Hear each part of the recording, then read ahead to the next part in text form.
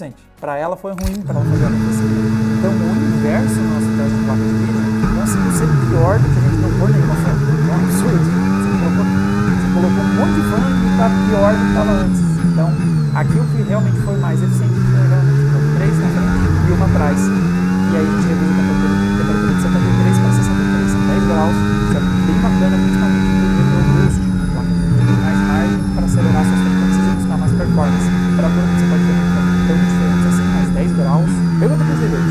Uma GeForce faz com 10 graus a menos de aquecimento na GPU. CPU é um caso interessante. Olha só isso aqui. O pior resultado era 88,9 graus e o melhor 83 graus. Mas o pessoal está muito embolado. É poucos graus de diferença. Como você está testando o Ryzen 7 7800X 3D, processador sensível, questão de temperaturas, produtor 3D de cache. Então essa galera toda está aqui na zona do thermal drop.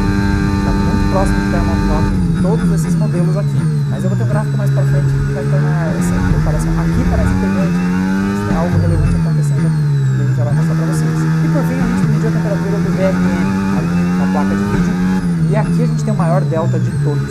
Olha só, as nossas piores configurações foi as 3 fãs na frente, não faz sentido, as fãs projetando um ar meio distante da placa de vídeo, não ajudou os VRMs a dissipar calor, já que eles estão virados na direção da CPU, então realmente 3 fãs de andar para dentro ficou pouco acessível.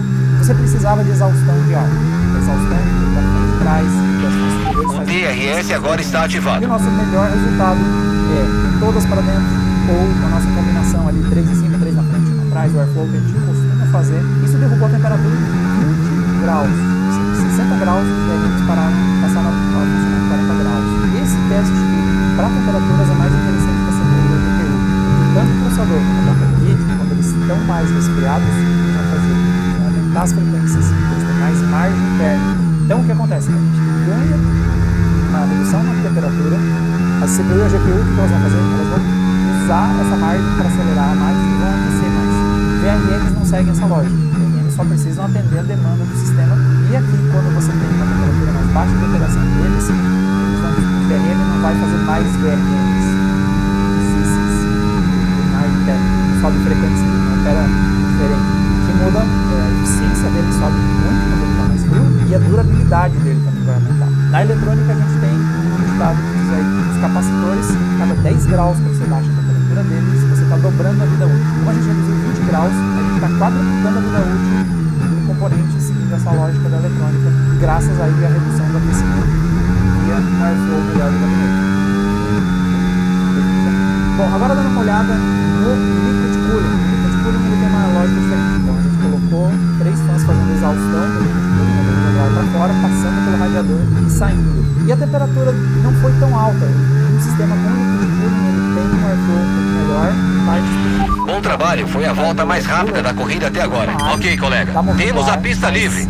É hora de aproveitar a chance para fazer uma volta rápida. Vamos lá, pisa fundo. Positivo para o aquecimento do sistema como um todo. Então veja que o nosso sistema operou aí na faixa de 36, 37 graus. O nosso sensor de gabinete, o ar lá dentro estava bem menos quente. E mesmo sem fã nenhuma, o nosso topo ficou 44 graus. Lembra que quando a gente estava no ar puro, ele foi 58 graus de temperatura interna do gabinete. E em GPU a gente viu uma janela de maior diferença de temperatura, então agora foi 64 graus sem fã nenhuma e 56 com o inverso. Em geral, vê que os componentes estão menos quentes.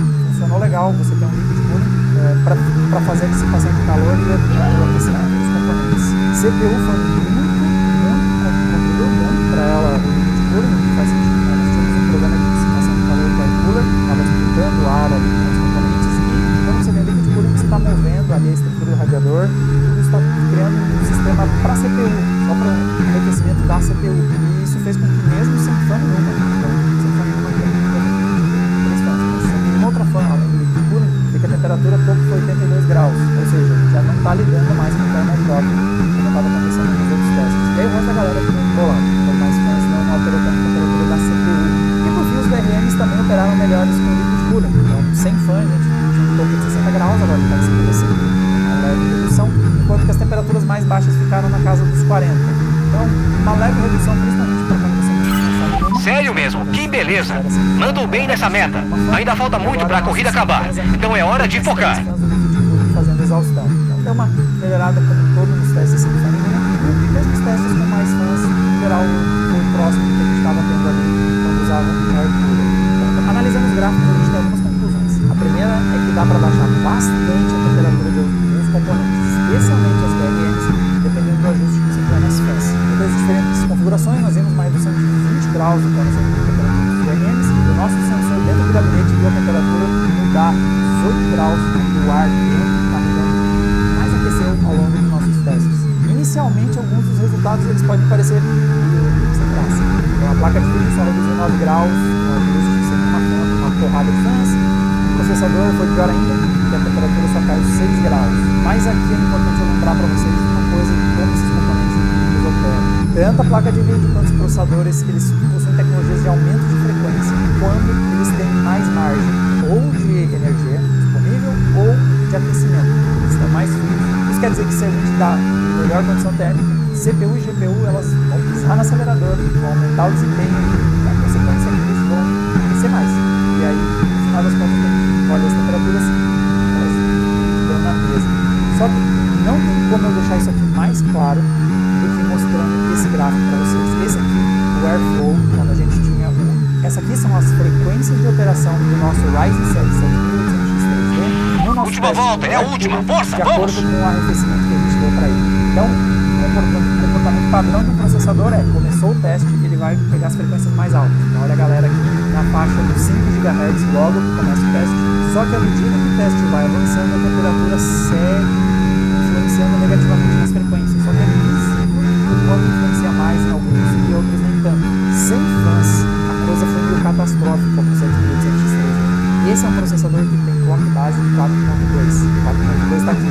Quero que vocês visualizem que todo mundo que caiu da linha dos 4.2, mais ou menos aqui, todo mundo que não está aqui, que está o 3 na frente, mais ou menos, está em thermal drop.